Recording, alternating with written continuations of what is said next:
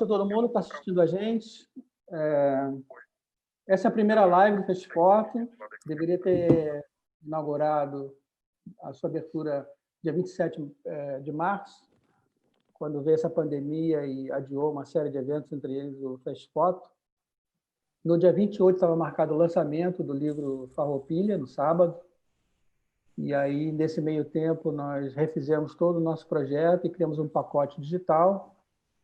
E esse é o primeiro evento, na verdade, desse pacote digital. É a primeira live do Festfoto. E a gente trouxe esse lançamento, alguns convidados, né? Eu vou fazer a apresentação de todos. O nosso artista da noite, que é o André Penteado, o lançamento do livro Farroupilha. André nasceu e trabalha em São Paulo, nasceu em 1970, produzindo desde 1998. Sua obra investiga temas como fatos históricos brasileiros e momentos de grande intensidade emocional, como a perda de seu pai por suicídio. Suas obras já foram exibidas no Brasil, Inglaterra, Espanha, Argentina e Estados Unidos.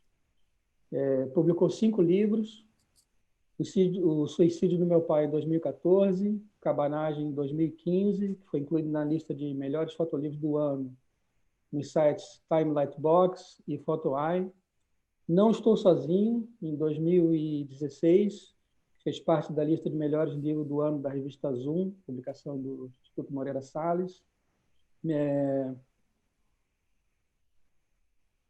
Missão Francesa, de 2017, que foi capa da revista Azul número 12, em abril de 2017, da revista Select, número 39, em junho de 2018, e agora o Farroupilha.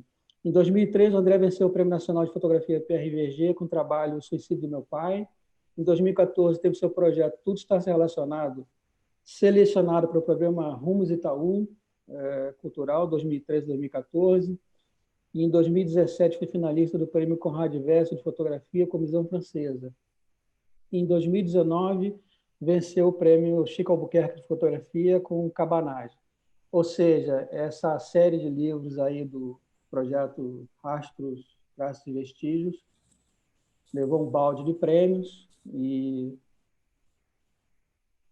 agora a gente fecha com chave de ouro com Farroupilha.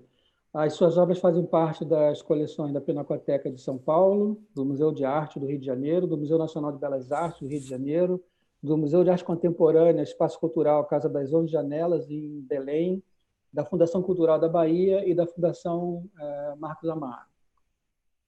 Como convidados, nós temos o Ronaldo Endler, pesquisador e crítico de fotografia, doutor em arte pela ECA USP, professor dos cursos de comunicação e de arte da FAAP, editor do site Icônica e articulista do site da revista Zoom e MS. É autor do livro Diante da Sombra, publicado em 2018. Ronaldo já esteve com a gente aqui no Festfoto, numa participação muito legal. O outro convidado da noite é Joselito Zala, graduado e mestre em História da Universidade Federal do Rio Grande do Sul, doutor em História Social pela Universidade Federal do Rio de Janeiro, professor do Colégio de Aplicação e do Programa de Pós-Graduação em História da Universidade Federal do Rio Grande do Sul. E a última convidada é a Sinara Sande, jornalista, mestra em História e doutora em Comunicação pela Universidade Federal do Rio Grande do Sul e é diretora do Festfoto. Eu vou passar a bola para o André. André, como é que é, então, primeiro você visitar a Cabanagem, depois tentar entender o que foi a Missão Francesa, e agora vir ao Rio Grande do Sul para tentar entender o que é essa Revolução Farroupilha. Bom, boa noite a todos e a todos que estão assistindo. Quero dizer que a minha primeira live é um momento muito emocionante, assim, me sinto finalmente fazendo parte desse movimento de fazer lives.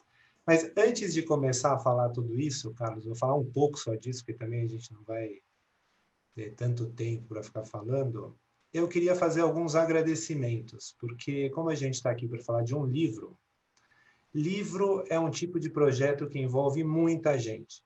Muita gente. É um projeto artístico super complexo e longo e que o artista, o fotógrafo, faz uma parte dele e um mundaréu de gente está envolvido na produção, então eu preciso mesmo só agradecer algumas pessoas, já sabendo que esquecerei de outras e já peço desculpa antecipadamente, mas eu acho importante marcar, porque agora como eu vou ter um intervalo nessa série de livros, na verdade o projeto Rastros, Traços e Vestígios é composto de 5 livros.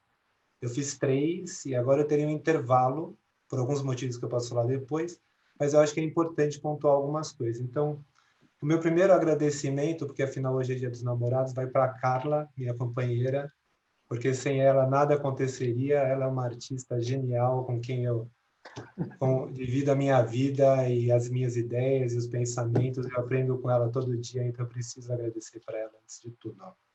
Depois eu queria agradecer profundamente ao Yatan Canabrava, que abraçou esse projeto desde o primeiro momento, com todas as loucuras do projeto e com todas as ideias. E ele foi a pessoa perfeita para ser parceiro nisso, porque só ele aceitaria todos os riscos que esse projeto tinha e permitiria que ele fosse feito do jeito que ele foi feito e resultasse nos 3 livros que resultou. Sem ele, as coisas não seriam como aconteceram. Então, Yatan, muito obrigado. Também a equipe do Estúdio Madalena e da Editora Madalena, quer dizer, aí são muitas pessoas que passaram por lá, não dá para citar todo mundo, mas eu vou citar quem está na editora ainda, a Andressa, a Vivi e a Carmen, porque também sem ter uma editora por trás, uma equipe de produção é muito difícil. Eu queria agradecer a Mari Lima, que foi minha assistente grande parte do projeto, que hoje é uma super artista e que também, sem ter ela do lado ali apoiando o dia a dia do trampo pesado de produzir as coisas, não aconteceria. A Lívia, a Conduru, a Marcela Marer e a Sinara, que está aqui com a gente, foram as produtoras executivas, produtoras de campo dos projetos, que também fizeram tudo acontecer. A Corine Nordenbos, que fez acompanhamento crítico dos projetos, que foi uma espécie de mentora minha neles. Os designers dos livros, porque um livro não existe sem design, sem eles também não seriam o que são, foi o Estúdio Atlas, a Ekaterina Kolmogorova e o Celso Longo. A Ekaterina, né, é amiga, o Celso também, são 2 amigos queridos da vida, do cotidiano, do dia a dia, mas que fizeram os livros serem incríveis. Aqui temos Jocelito e o Ronaldo, que escreveram para o Farroupilha também, e os textos são parte integral dos livros, né? Eles fazem parte da obra, e é muito importante ter o texto de vocês, assim como foi da Magda Ritt, do primeiro livro do Cabanagem. Eu também queria deixar um agradecimento à família do historiador Mário Barata, já falecido, que cedeu o texto que integra o Missão Francesa. Agradecer, obviamente, profundamente a UIS e a Tempo, que foram as empresas que patrocinaram esses projetos, né? Livro é um projeto muito caro, sem patrocínio ele não acontece. E aí também ao José Bom Cristiano, meu amigo desde a faculdade, 18 anos, que foi quem me apresentou as empresas e facilitou todo esse processo de conseguir os patrocinadores, porque é uma das partes mais difíceis. A gente sabe, você, Carlos, como organizador de um festival, sabe que é uma das partes mais complicadas para todos os artistas, né, para fazerem acontecer.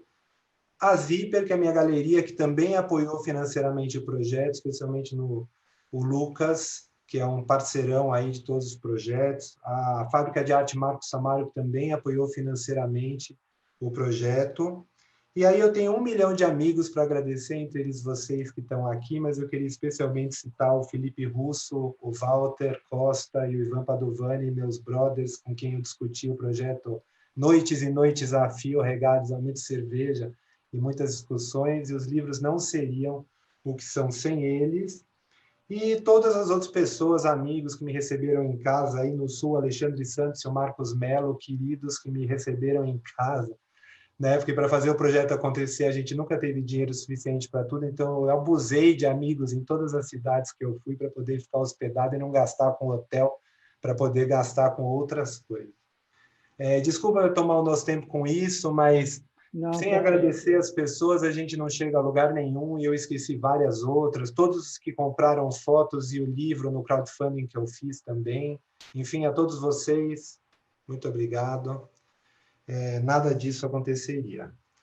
Bom, basicamente, Esse projeto, Rastros, Traços e Vestígios, que nesse momento é composto pelo Cabanagem, Missão Francesa e Farroupilha, é pensado para ser 5 livros.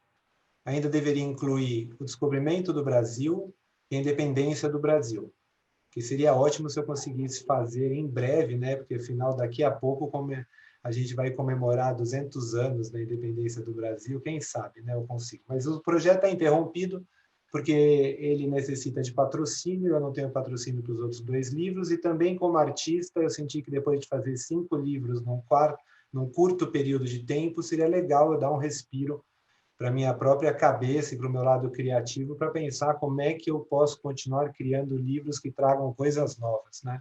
Para eu não me repetir. A ideia do Rastros, Traços e Vestígios veio de um pensamento que eu tinha há algum tempo.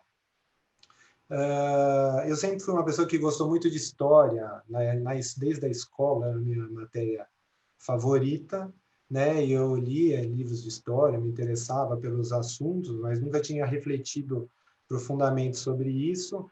E um dia, depois de ter virado artista já, eu tive um insight que me parecia haver alguma espécie de paralelo possível entre o trabalho do historiador e do fotógrafo. E o Joselito, que já me desculpe se eu falar alguma besteira aqui nesse pensamento, mas era uma ideia de que tanto o historiador quanto o fotógrafo partem da realidade, né? O fotógrafo, na maioria das vezes, se você não é o Foncoberta, né? Você vai lá e você fotografa uma coisa que aconteceu, que está na frente da câmera, assim como o historiador vai estudar e se aprofundar num fato histórico a partir de documentos e coisas que ele consegue levantar, entrevistas, enfim, o fato aconteceu, né? Mas apesar de nós partirmos dessa premissa de que as coisas aconteceram, do meu ponto de vista, o que eu produzo como fotógrafo ou o que os historiadores produzem é uma versão ideológica daquele fato, uma versão que se baseia no meu ponto de vista, no ponto de vista de quem faz, obviamente estruturado em lógicas e pensamentos e sistemas de produção de conhecimento, mas não deixam de ser um ponto de vista. Isso é uma ideia que eu até conversei com o Joselito sobre isso, ele poderia falar um pouco mais também do ponto de vista dele sobre isso. Mas eu diria que o que me pegou nesse ponto, e o que me interessa como artista e fotógrafo, é que apesar da minha fotografia, ou das fotografias, serem uma construção, as pessoas, muitas vezes, e eu falo aqui, eu acho, um pouco daquele livro de história que a gente lê, que eu li, né? Imagina, eu vou fazer 50 anos agora, então eu me lembro como um garoto no ginásio, estudando em Ilhéus, na Bahia, onde eu morava, onde eu cresci, lendo um livro de história e lendo aquilo como a verdade do que havia ocorrido, naquele livro didático dado para mim na 5ª série pela minha professora. Então, eu tinha essa ideia de que tanto a fotografia quanto a historiografia partem da realidade, produzem versões dela dentro de vários contextos, e, de alguma forma, uma certa parte do público ou das pessoas acredita que aquilo é a realidade.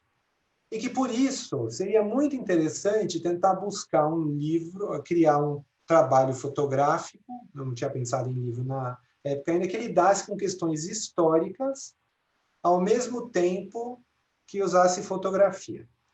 Enfim, aí eu voltei eu morava fora do Brasil, tive esse pensamento, ele ficou guardado, voltei para o Brasil. Em 2013 aconteceram as manifestações, eu voltei no final de 2012. E aí, quando isso aconteceu, também pensei numa outra coisa, que é a questão, a ideia do brasileiro enquanto povo pacífico. E eu falei, nossa, pacífico, mas aí, né, também lembrei quantas revoluções, revoltas e movimentos tivemos na nossa história. E aí eu fui estudar, fazer pesquisa, terminei com uma grande lista, muito maior do que eu lembrava dos meus tempos de estudante, né? E comecei a pesquisar, ao mesmo tempo estava procurando um projeto para fazer, fui conversar com o Iatan, falei dessa ideia de fazer um projeto sobre revoltas e revoluções brasileiras, que depois o projeto se desdobrou em não ser só sobre isso, né? E na minha pesquisa, logo saltou aos olhos a cabanagem. né? Porque a cabanagem, com as suas 30 mil mortes, provavelmente, né? É um número que aparece quando eu li, apareceu quando eu li, comecei a ler historiografia, era uma história muito grande e muito chocante, que não é conhecida nacionalmente ou celebrada, ou coisas assim. Eu fiquei refletindo sobre movimentos de oposição ao poder estabelecido em outros países que são celebrados, lembrados, e de repente tem uma coisa dessa magnitude, da qual eu devo ter ouvido falar num pequeno capítulo no livro didático lá no ginásio, no colegial, e depois nunca mais ouvi falar. Então, ela me interessou primeiro. Depois, assim, eu comecei a pesquisar as revoltas, mas também ao fazer a cabanagem, eu achei que ficar só em revoltas também não daria conta das complexidades que o projeto estava me oferecendo e que seria mais interessante expandir para outros temas, né? Então, aí eu pensei na missão francesa, porque marca um momento de um início, talvez, de um desejo de construção de uma identidade nacional pelo reino estabelecido aqui, né? Quer dizer, eles veem toda a complexidade da vida de um artista e de artistas que perdem o seu status na França e acabam aqui, e o ensino, o que seria o início do ensino formal de artes no Brasil. Eu que sou um artista autodidata, também me interessei por essa ideia, né? Todos os projetos são movidos também por muitas questões individuais, né? Não só o projeto que eu faço sobre o suicídio do meu pai, mas acho que todos os projetos artísticos começam de desejos e coisas que a gente quer refletir. E aí eu fiz a missão francesa e depois, obviamente, aparece a Farroupilha como uma espécie de outro lado da moeda da cabanagem. As duas acontecem concomitantemente por um tempo, porque a cabanagem dura 5 anos e a Farroupilha 10, mas elas são da mesma época. Porém, se de uma a gente sabe muito pouco a nível nacional, né, eu acho que, obviamente, a nível local tem um conhecimento maior, uma memória maior daquele fato. Você vai para Belém, tem um bairro que chama Cabanagem, que tem monumentos à cabanagem, ruas são nomeadas a partir dos heróis cabanos e coisas assim.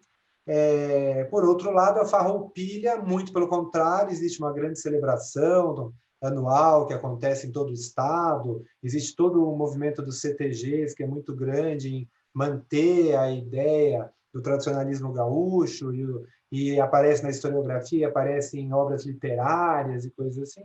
Então, eu fiquei interessado mais do meu ponto de vista, porque eu não sou um historiador. Obviamente, eu faço bastante pesquisa, mas a minha pesquisa visa unicamente me gerar ideias para fotografias que eu vou criar, né? Eu posso falar disso daqui a pouco, qual é o meu processo, mas eu não me pretendo historiador e nem pretendo fazer um livro que vai explicar absolutamente nada sobre esses fatos históricos que eu estou explorando. Basicamente, o que eu desejo, assim, ao estudar, eu tenho uma motivação pessoal ao estudar esse fato, eu sou tocado por características dele, histórias, narrativas, e aí, ao fazer a pesquisa, eu basicamente faço uma grande lista de lugares a ir, e ao chegar nesses lugares, eu vou fotografando o que me chama a atenção. Então, eu busco mais, eu acho, gerar uma sensação no leitor do livro de como esse fato histórico ainda reverbera no presente, né? Um outro ponto, um outro pensamento que me interessa sempre nesses projetos é uma certa percepção de que a história é composta por um número infinitamente maior de fatos do que são os registrados e os lembrados. A nossa própria vida, né? A gente lembra uma ínfima parte de tudo que vivemos. Então, me interessa também esses vazios, essas lacunas, essas informações perdidas, né? Se a gente pensar também, eu sempre penso numa questão familiar, que eu conheci meus pais, meus avós, mas é só. E provavelmente quem somos também são reverberações de tataravós, tataravós e histórias familiares longuíssimas que reverberam no presente e que a gente não sabe. Então, os meus livros, nesse caso, eles se propõem mais, eu acho, que um caleidoscópio, uma imagem fragmentada desses fatos históricos e suas reverberações no presente, para deixar para o público, para a audiência, uma sensação. E é nesse ponto que ficou muito importante para mim adicionar aos livros os textos dos historiadores, sendo que o Joselito vai saber, e a Magda também, que na nossa conversa eu faço um pedido expresso que os textos não precisam fazer nenhuma referência às fotografias. Eles não são material de apoio para o meu trabalho, eles são, na verdade, uma parte do trabalho. Ter um texto de um historiador, com a visão dele daquele fato histórico, é uma parte do trabalho, que eu acho que complexifica as minhas imagens sem explicar. Eu não quero que a pessoa olhe as imagens, porque as imagens, elas não têm a finalidade de cada uma significar algum ponto específico daquela história. Elas são o que eu, nas minhas limitações e nos meus pensamentos e nas minhas leituras, descobri nesse fragmento como relevantes para mim. É uma coisa muito intuitiva. Em todos os projetos eu fotografei mais de 14 mil imagens. Em todos eles demorou, e no Farroupilha mais ainda, mais de um ano para eu conseguir editar esse material e chegar num formato que eu achasse que desse conta da complexidade do fato. Eu acho que é isso. Tá bom assim? Joia. Joselito, eu queria aproveitar o gancho, então, já que o André levantou a bola, e te pedir para refletir um pouco sobre isso que você, inclusive, coloca no texto, né, de algo que pode ser considerado um erro histórico, né, uma comemoração de algo que, na verdade, não teria esse porquê. Né? Isso é interessante, inclusive, para o público que está vendo agora, porque a Revolução Farroupilha é muito comemorada todo ano aqui em Porto Alegre. Né? E isso que você coloca no texto do suposto erro histórico, algo que não deveria ser comemorado. Eu queria que você explorasse um pouco isso, por favor.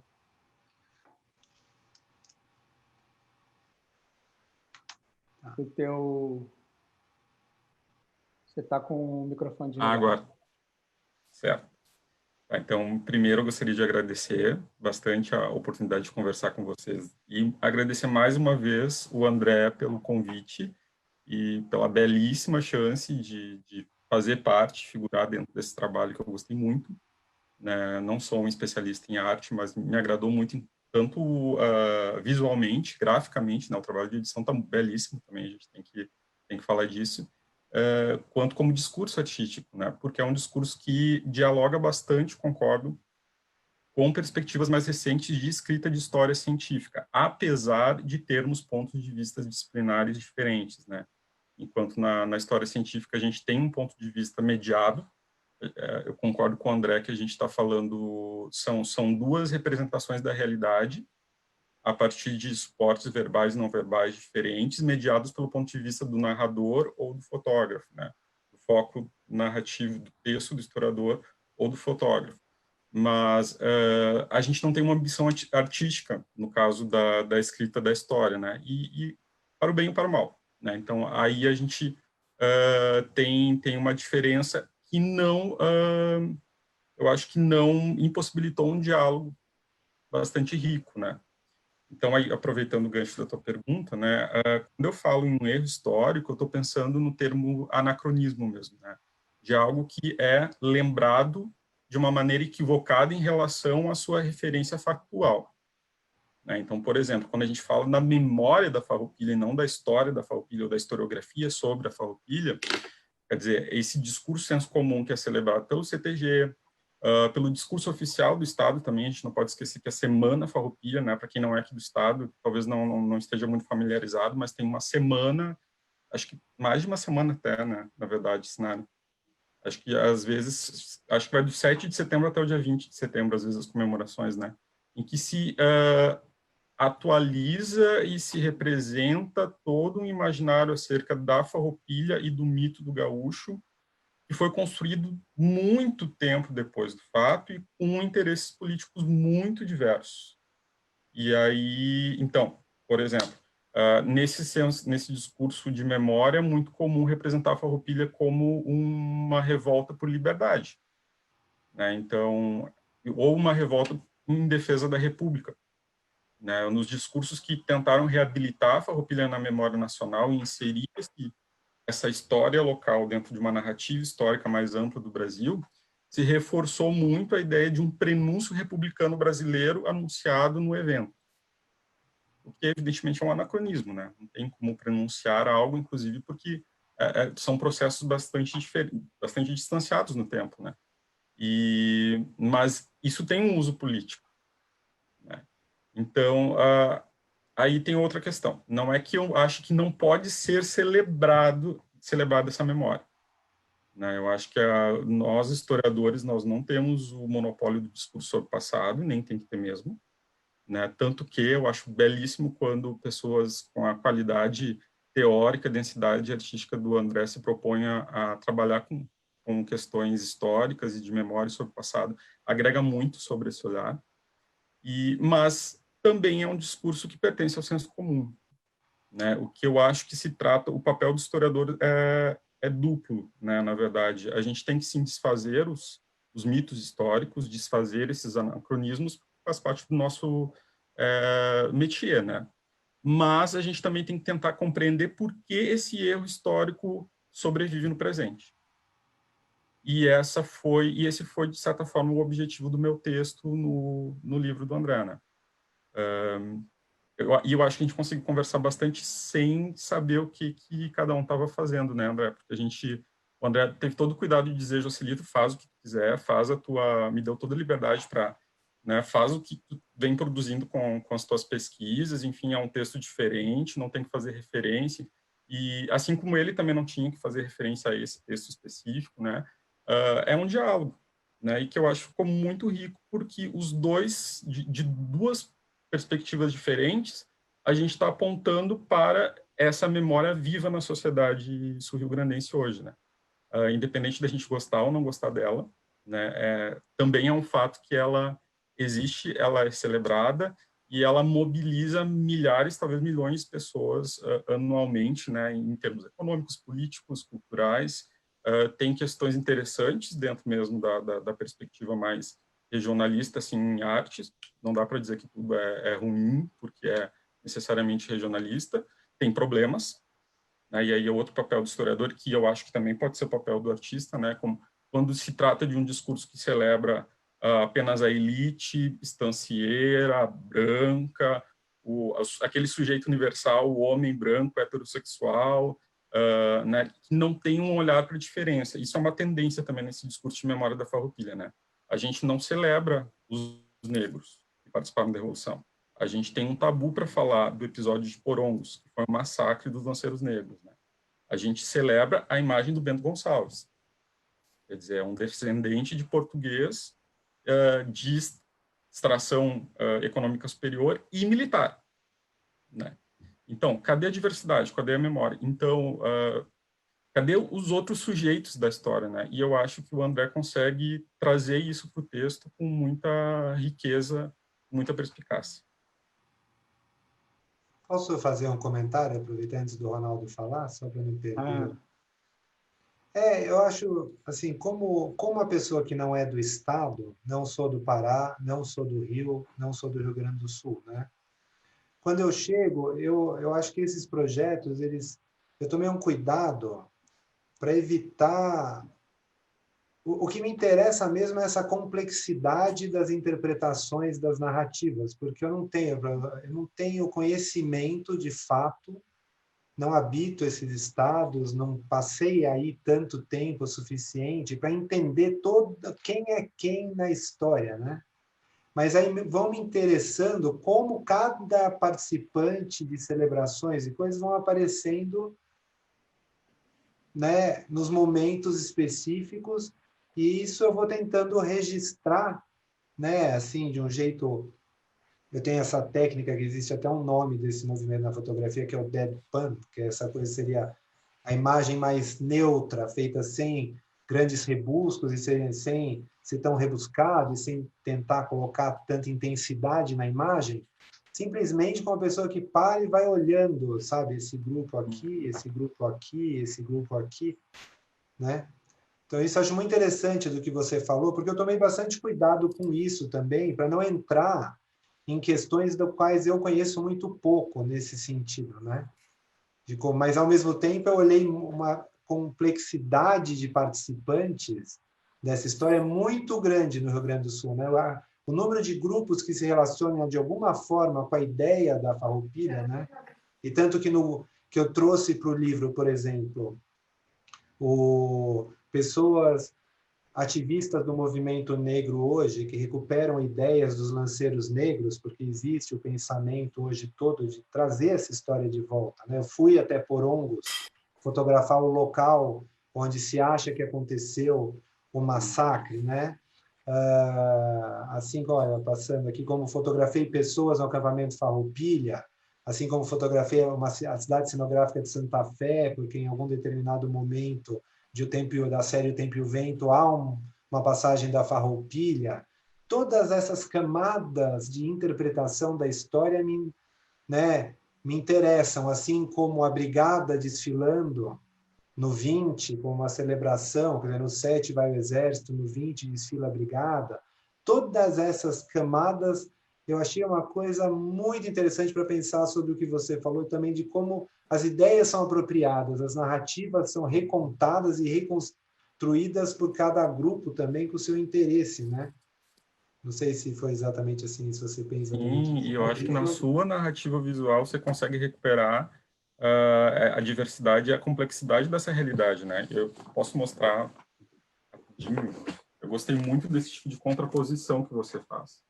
Entre, de um lado, uma figura tradicionalista, né, usando uma indumentária que foi construída talvez mais de um século depois da existência da figura do gaúcho, e a própria prenda, né, uma criação dos CTGs, né, a mulher gaúcha nunca se chamou de prenda, né, que mostrei, mas tem essa construção que se refere ao mito, mas ao mesmo tempo tu tem uma realidade que persiste contra essa construção, contra esse anacronismo, né. A população negra é extremamente importante, tanto do ponto de vista de contribuição econômica e cultural, quanto em perspectiva demográfica também. Mas a gente esquece que disso por conta de um discurso oficial de branquitude do Rio Grande do Sul, né? Então, acho que seu trabalho é muito rico porque ele recoloca, né, esses outros sujeitos em cena. Ô, Ronaldo, eu te queria pegar esse gancho para chamar a Sinara para a conversa, exatamente por esse aspecto que o André colocou, né? Dela ser daqui, ela na pesquisa que você fez para o livro, de que maneira que você lidava com essa, principalmente nos estratos sociais, né? Desse entendimento aí, né? Dos diversas nuances de entendimento desse evento por diferentes estratos sociais, né? Na hora que vocês conversaram, você e o André, havia um ponto de partida, né? Eu queria que você falasse um pouco o que você foi vendo, como é que você enxergou a partir, né? Quando você começou a fazer a pesquisa e buscar as pessoas, como é que veio essa revolução para você? Desculpa, eu não entendi. Passou para mim a bola, é isso? Isso. Não, eu primeiro assim, obrigada e feliz por vocês estarem aqui.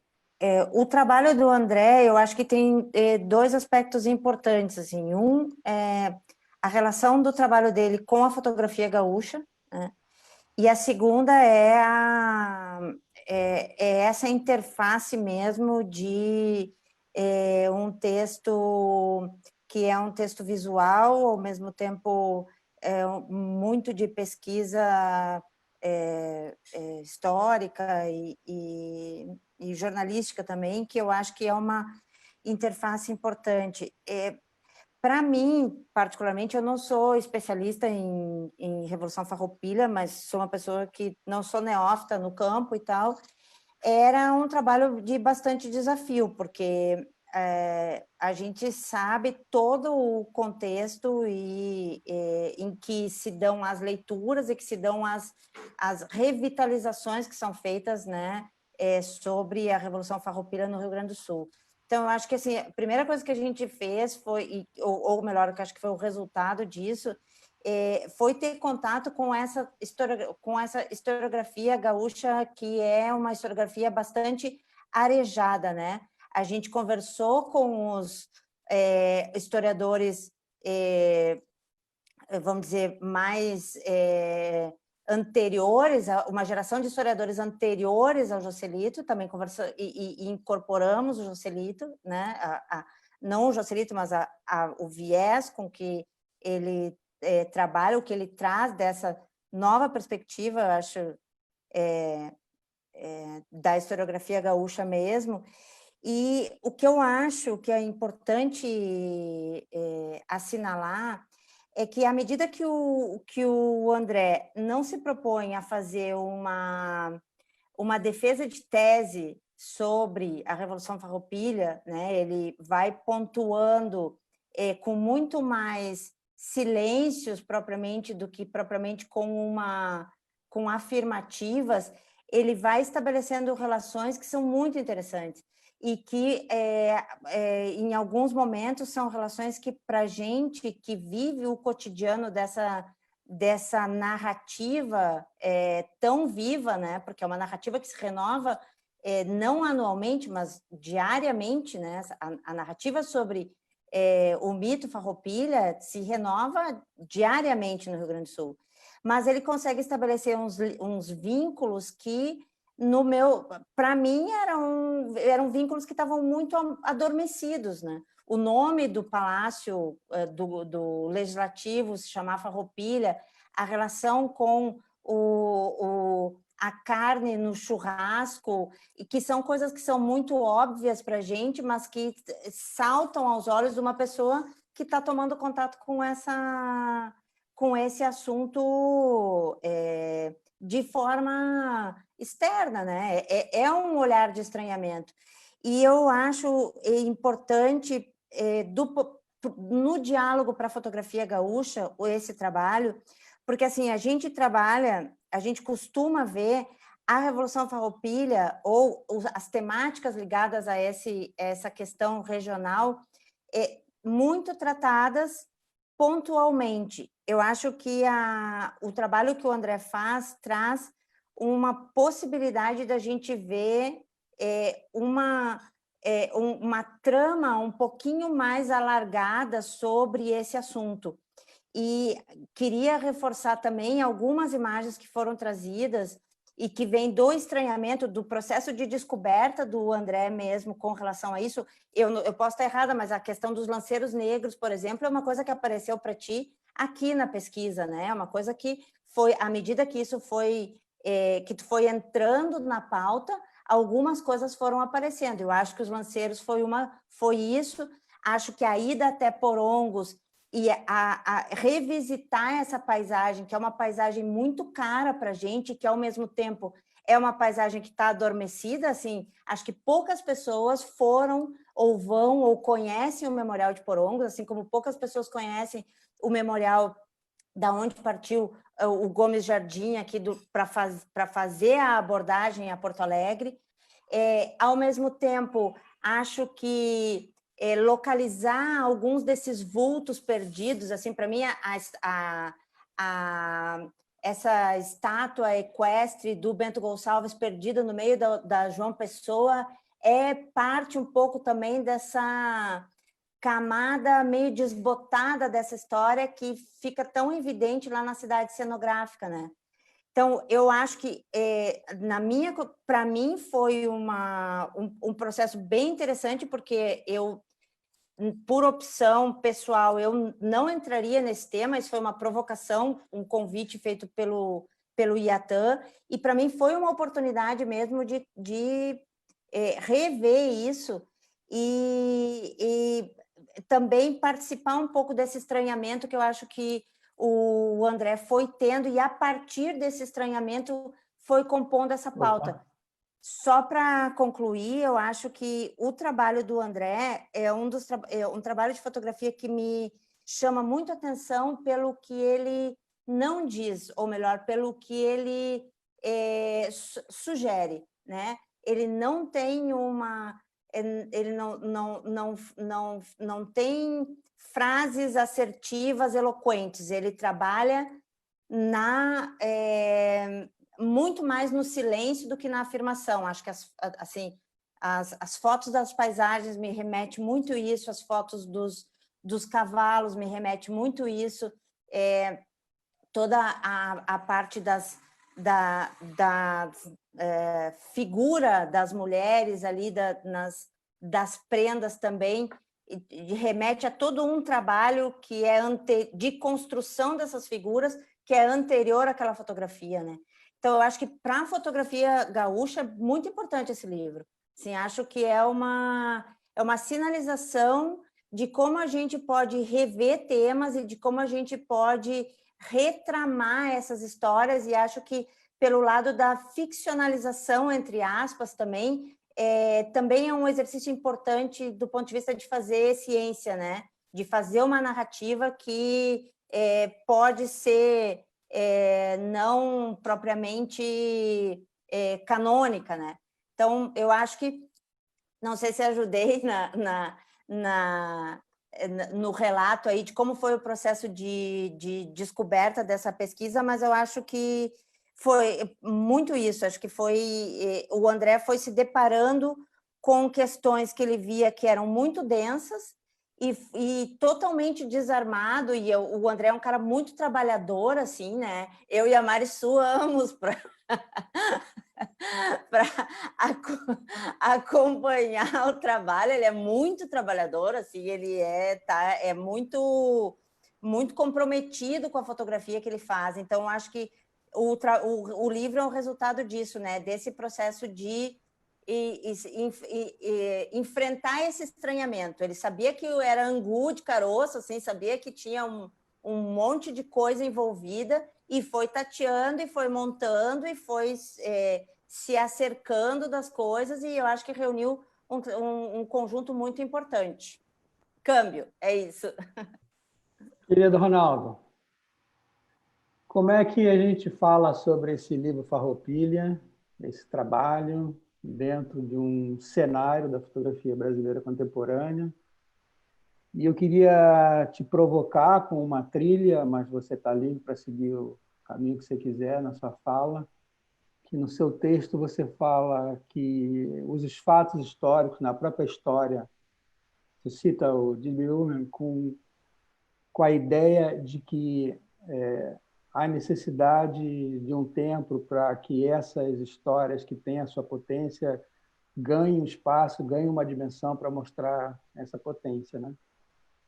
Como é que fica, então, essa revolução farroupilha dentro do cenário da fotografia brasileira?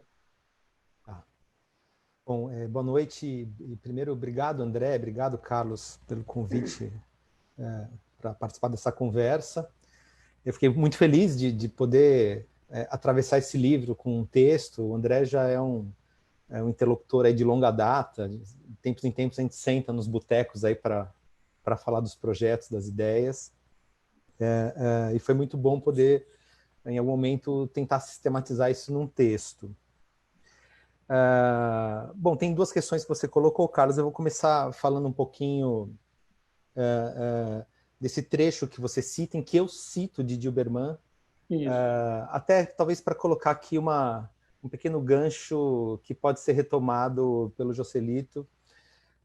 O Dilberman, ele pensando a história da arte, né, não qualquer história, mas a história da arte pontualmente, ele faz uma oposição entre uma história da arte em que o peso está na palavra história ou uma história da arte em que o peso está na palavra arte, né? Então, contra uma ideia de história da arte que pensa, em que a história se pensa como um lugar de autoridade, que tem o direito de dizer aquilo que as obras significam, né? Ele propõe uma outra história da arte em que a história seria o decurso do tempo vivido pela obra de arte, né? Então, ele diz assim, a história deveria ser pensada como algo fora desse lugar consolidado, que se autoriza a dizer qual é o sentido que as coisas têm. Quer dizer, a história da arte deveria ser uma espécie assim de patrimônio coletivo que permite a gente enxergar o que uma obra, e o que ele fala da obra poderia se referir também a um fato, né?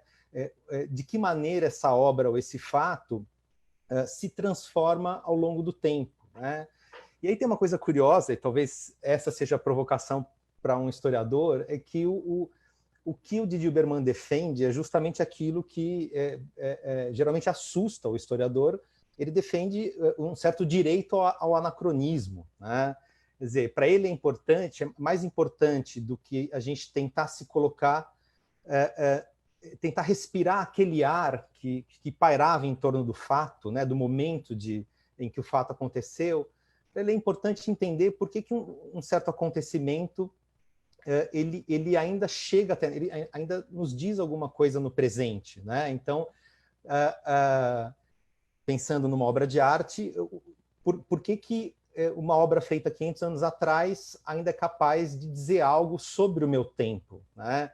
Então é quase como se ele propusesse que não é só a gente que lê essa história, a gente também é lido por ela, né? Então interessa para ele essa conexão entre tempos distintos, que a gente pode chamar de anacronismo, né? E eu acho que é uma coisa que o André já falou, que ele busca, né? Que tipo de tensão permanece nesse fato que aparentemente, assim, para a média dos leitores, aliás, ele lida assim, né, com uma história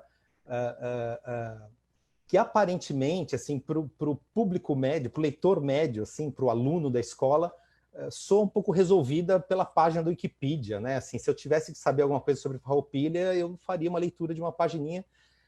Então, assim, que tipo de tensão talvez sobreviva ali, que ainda é capaz de agir sobre o presente, né? Então, é essa tensão que sobrevive ao tempo passado que interessa para o Didi Uberman. Ele está ali dialogando com outros autores, como Walter Benjamin.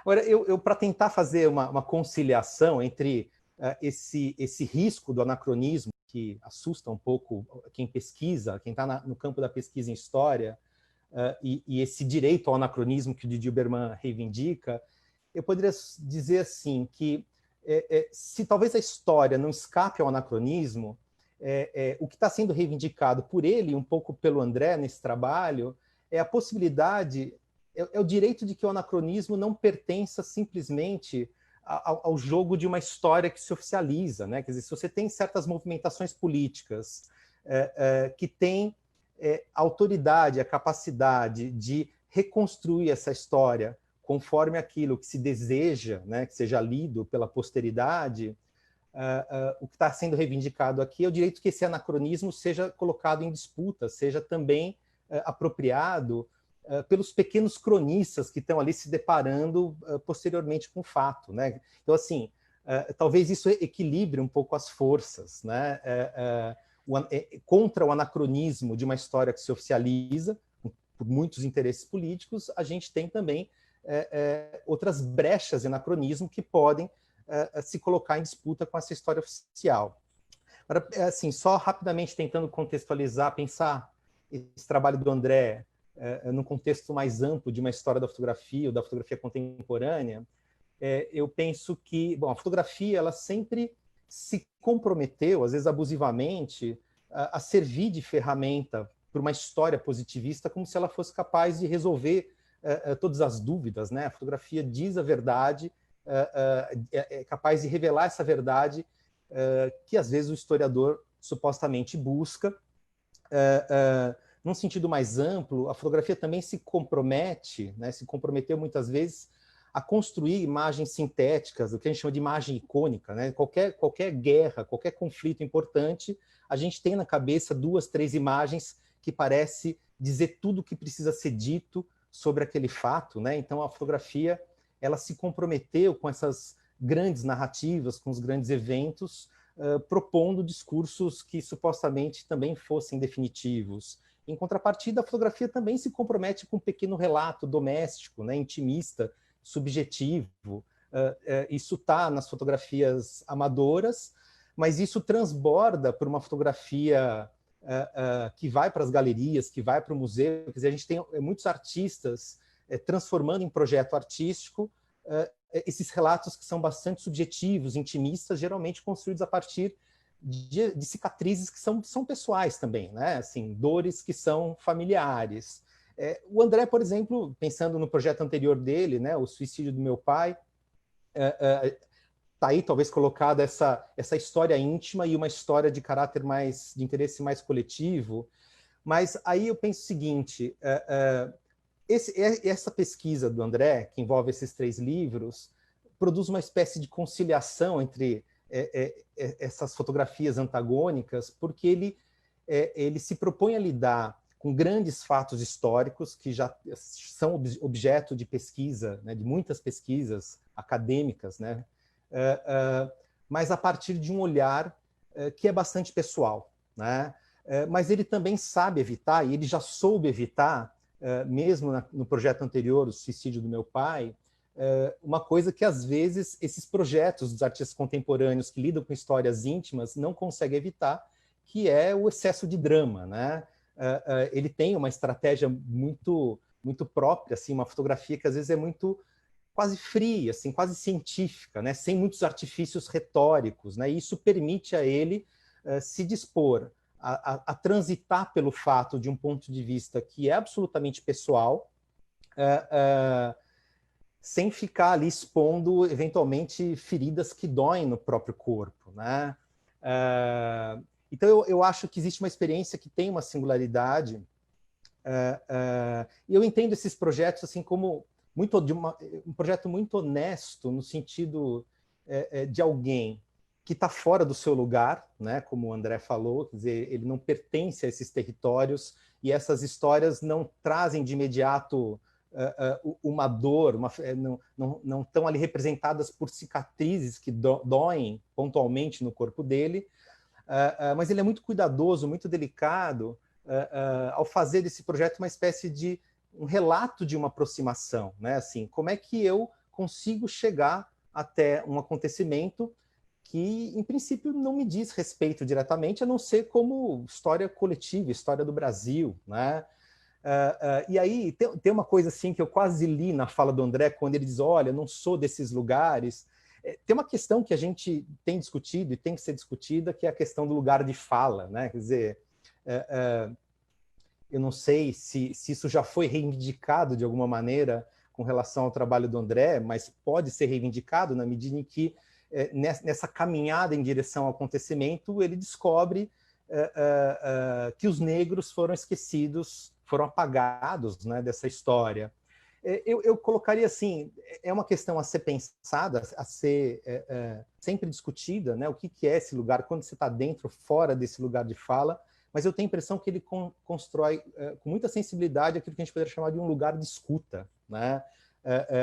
Ele consegue, que é uma coisa a ser conquistada também, né? Não é todo mundo que consegue produzir uma escuta daquele que tem o lugar de fala, né? Porque às vezes a gente está absolutamente distanciado e com abismos, com barreiras que impedem a gente de construir essa escuta.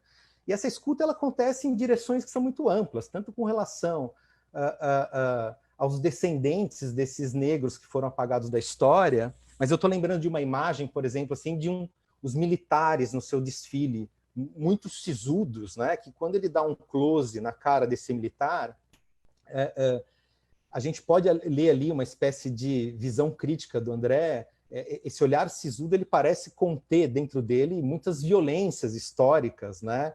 Em todo caso, essa é uma conversa que eu já tive com o André. Aquele cara está muito orgulhoso assim do seu ar severo, né? Então, assim, isso também é uma forma de construção de um lugar de escuta que sabe perceber o lugar de cada um nesse relato, tá?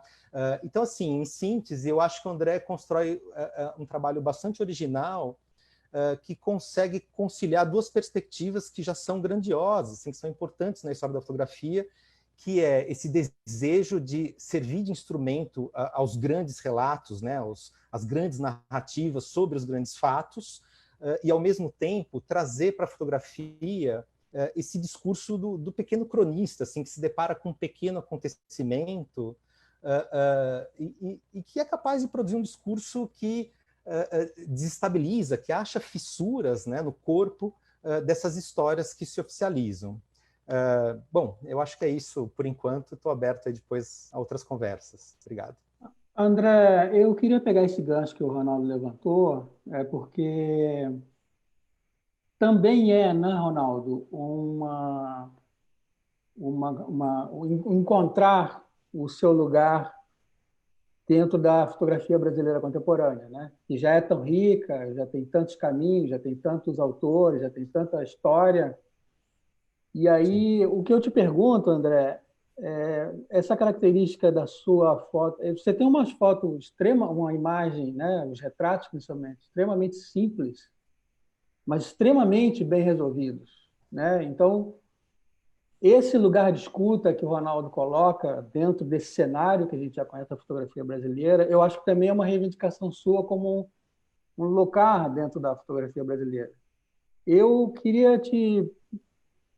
Como é que você chegou nesse processo? Você acha que os exercícios anteriores, principalmente os exercícios do livro sobre o seu pai, te deram esse espaço, esse tempo, essa análise, essa elaboração para chegar nessa simplicidade complicada, eu diria, né, que o Ronaldo colocou? Eu não sei explicar direito, acho que o que eu posso dizer é que, apesar da fotografia ter esse certo distanciamento ou uma certa frieza, eu sou uma pessoa muito emocional. Eu sou muito emotivo, assim, e talvez eu tenha criado uma coisa, porque o que eu acredito, assim, a fotografia, eu posso me relacionar com a fotografia de uma forma muito emocional, porque eu acho ela uma mídia muito melancólica.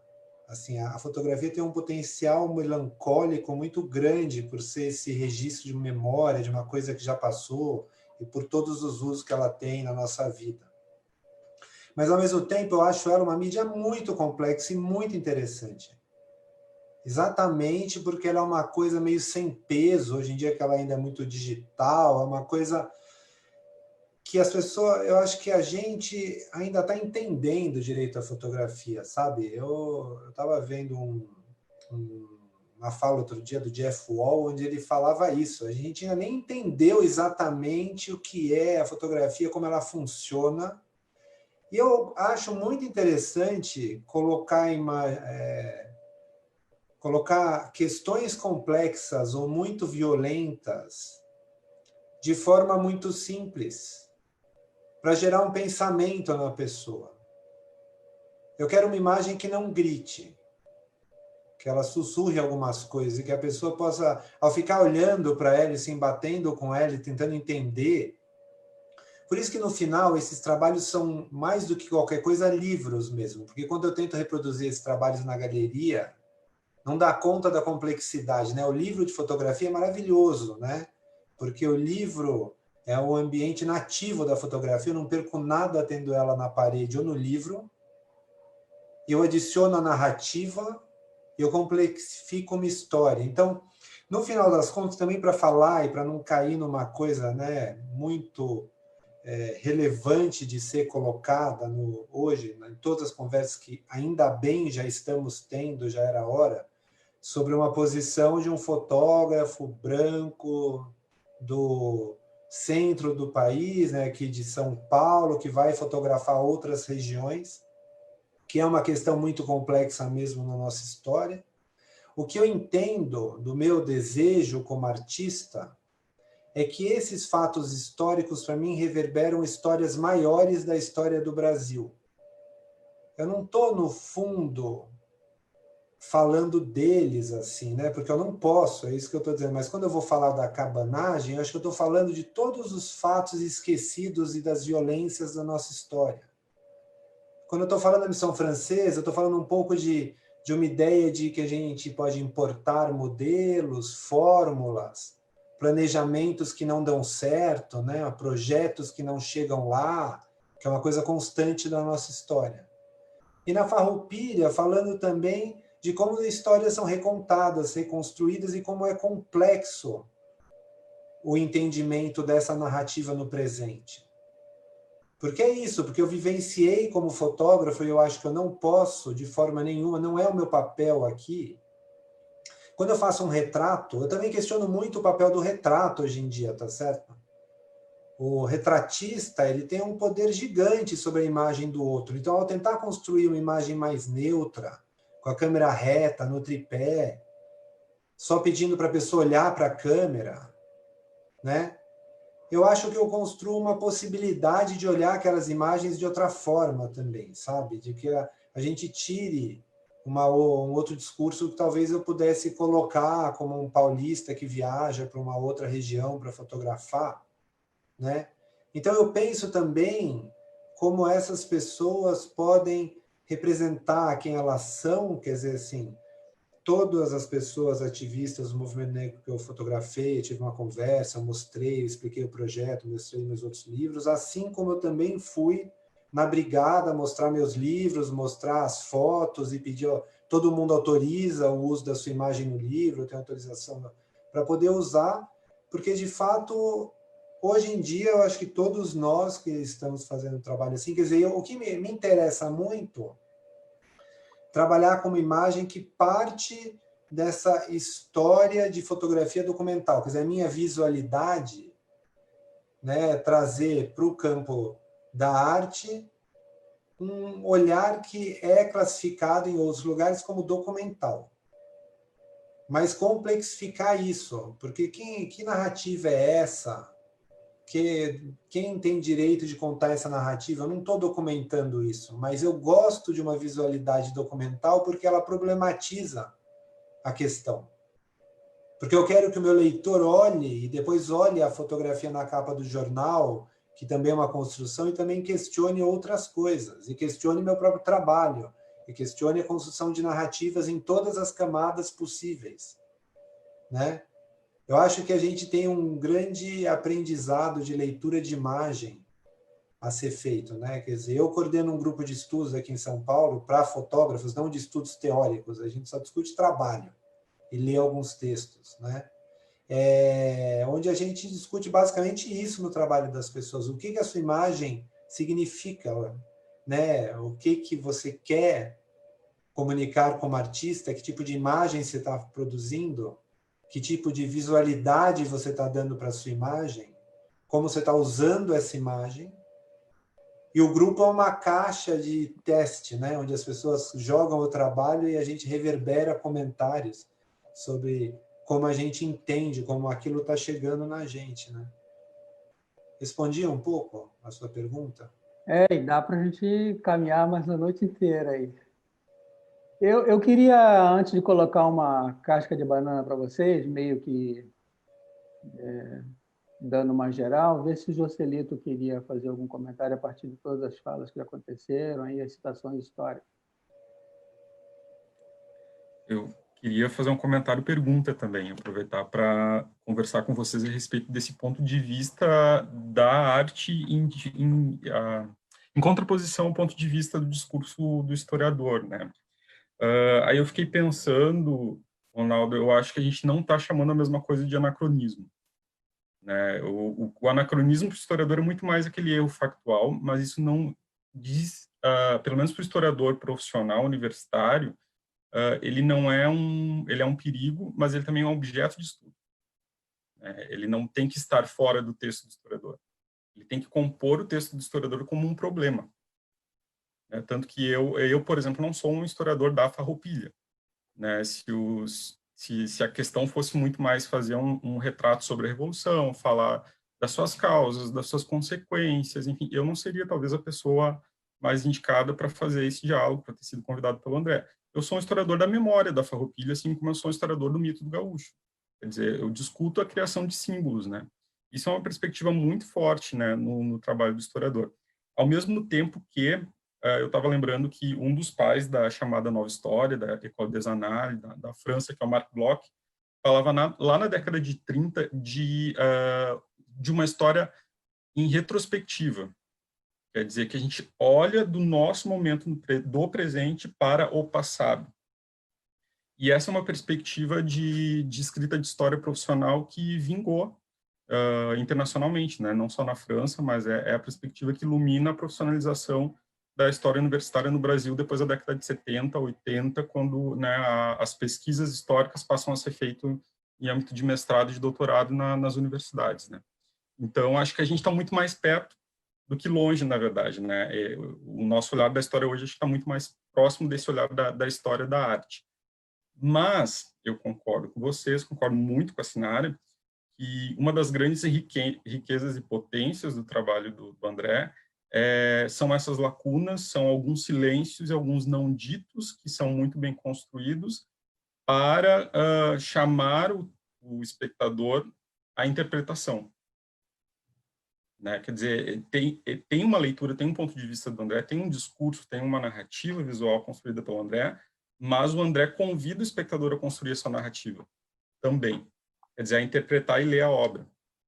Algo que aí já não é tão permitido para o discurso da história, ciência, né? Essa história informada pelo rigor com com o referente histórico, com o documento, com o passado. Assim, que isso a gente, de fato, não abandonou. Quer dizer, se a gente abandonou na história uma ambição de verdade total, a gente ainda trabalha com uma ideia de horizonte de verdade, né? Na escrita da história. E, quer dizer, no trabalho artístico não precisa abandonar esse horizonte de verdade, mas ele não tem compromisso com esse horizonte de verdade.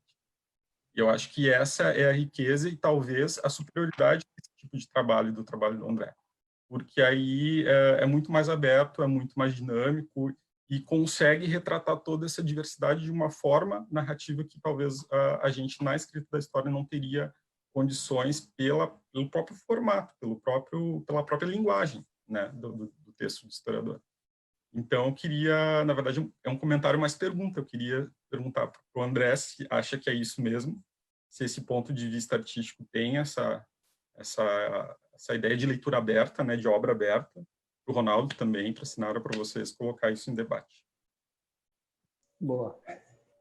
Eu só vou dizer, eu acho que é isso, como artista, a gente também pensa um monte de coisa, fala essas coisas que eu disse, que eu acho que são os trabalhos, mas, na verdade, o maravilhoso é que depois as pessoas interpretam também da forma delas.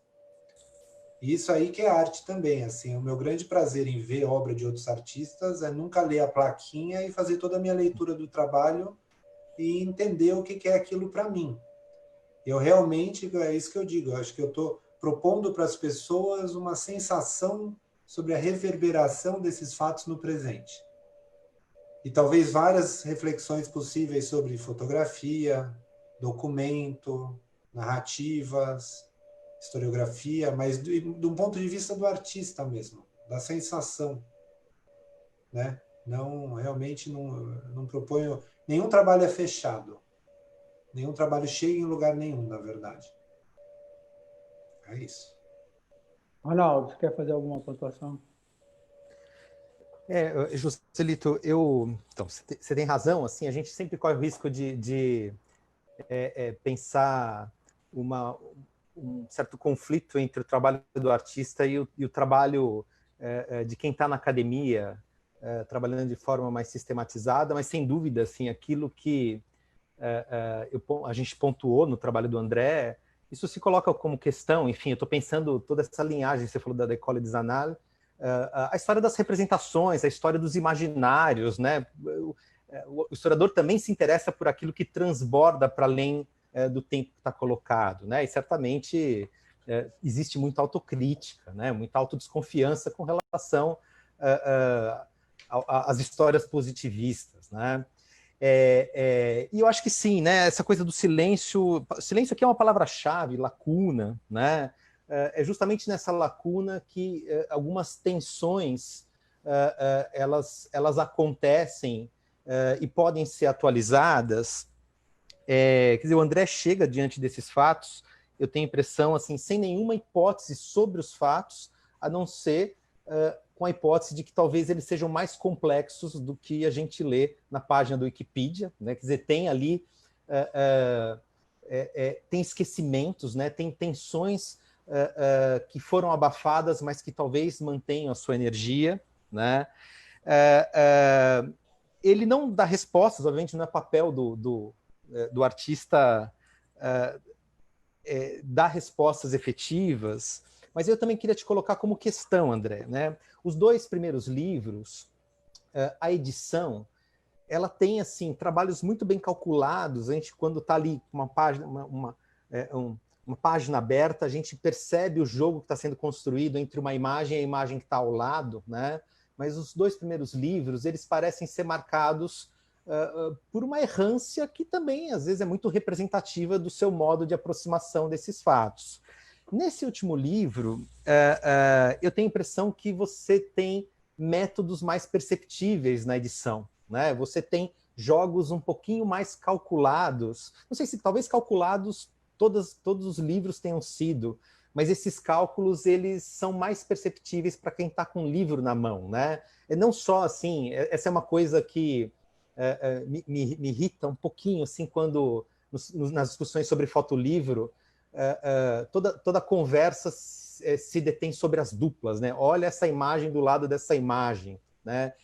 E esse jogo, no caso desse livro, desse último livro, ele claramente ele vai avançando ao longo de algumas páginas, ele tem blocos que são bem demarcados, e esses blocos, eles parecem não dar respostas, mas fazer pequenas insinuações, pequenos convites, ou perguntas, assim, que são perguntas que já convocam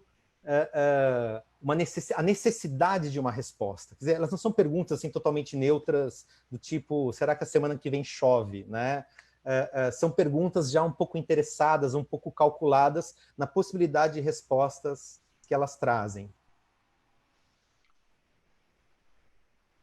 Eu não sei direito como cada livro chegou desse jeito. É uma coisa muito louca, porque é muito tempo.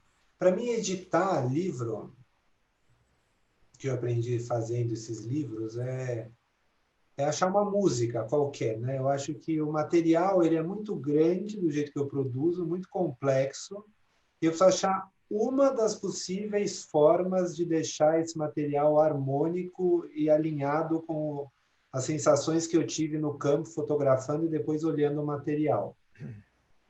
Para mim ficou uma coisa um pouco assim, o cabanagem era quase a inexistência da coisa, né? Você vai num museu em Belém, tem 2 pinturas muito posteriores ao fato que retratam 2 personagens importantes da cabanagem, mas é uma imagem já feita muito depois. Campos de batalha, locais, tudo era muito nada. Então era uma busca por essa coisa escura, nada, que não existia e que virou essa espécie de caderno de viagem, sabe? Ele acabou se configurando nisso mesmo, né, que você falou. Já no Missão Francesa, existiam muita informação e muitos objetos e locais que conectavam essa história. Então, de novo, eu fui indo para esses lugares, mas as pessoas que eu encontrei, elas eram de uma ligação sutil com a coisa, né? Que era assim, o aluno da Escola de Belas Artes hoje, que é a instituição que meio veio né, na sequência da Escola de Belas Artes, da Academia de Belas Artes, aí familiares descendentes do Toné, que ainda estão no Rio, mas era uma coisa que era uma ligação mais sutil. Então também ficou uma coisa... Assim, eu sei de pensar quando eu consegui dar conta do Missão Francesa, que era um pouco assim, era o caos do presente, a beleza do plano, que é o texto, e depois quem continua o sonho de ser artista. Que para mim tem isso também naquele trabalho, sobre o meu sonho de ser artista, de fazer disso uma vida, e aqueles alunos, né, aqueles jovens que estão lá estudando. Já no Farroupilha, eu de repente me embati com muitas pessoas que têm uma conexão diária com esse fato de alguma forma, se preparam para ir para o acampamento, sabe? Ou trazem essa ideia, muito mais presentes. E aí, não sei, a coisa se configurou, eu não sei ainda, num livro tão novo, Ronaldo, racionalizar argumentos, por que ele se deu dessa forma de blocos com esses vírus, alguns vírus que saltam para outra série, outros não. Isso, para mim, é meio uma busca de uma harmonia quase musical, assim. Parecia... Acabou fazendo sentido ser desse jeito, né?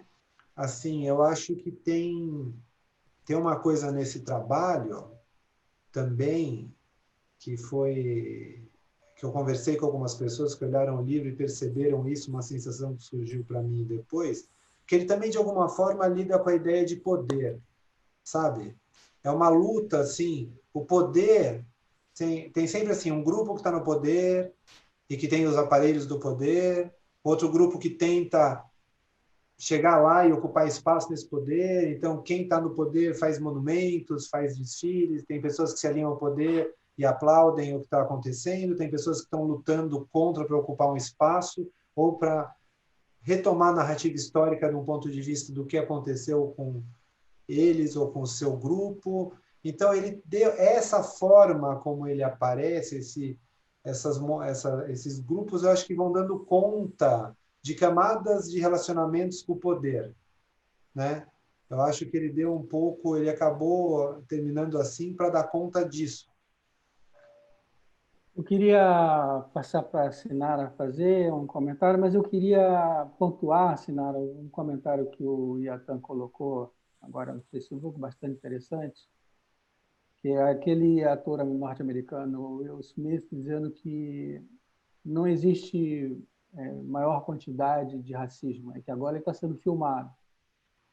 Então, eu relacionaria essa colocação do Smith com essa produção de silêncios que você estrategicamente trouxe dentro do teu livro, que acaba fazendo as pessoas pararem para pensar e logo prestarem atenção em uma série de questões que passavam batidos na história. Eu queria passar para a Sinara.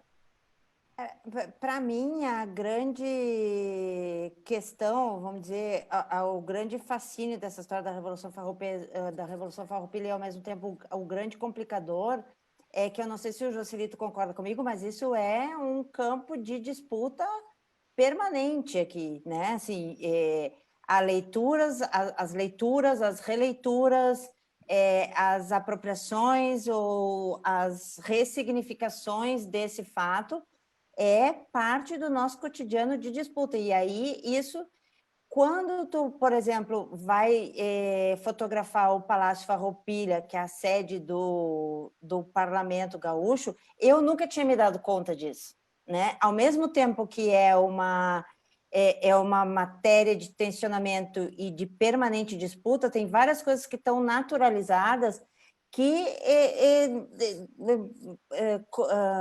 são outro fator nesse território pantanoso, não pantanoso, mas de confronto mesmo, de conflito, de tensionamento. Então, eu acho que diferente dos outros dois temas que tu abordou nos livros anteriores, a Revolução Farroupilha é exatamente o que tu vê e como tu trata o assunto.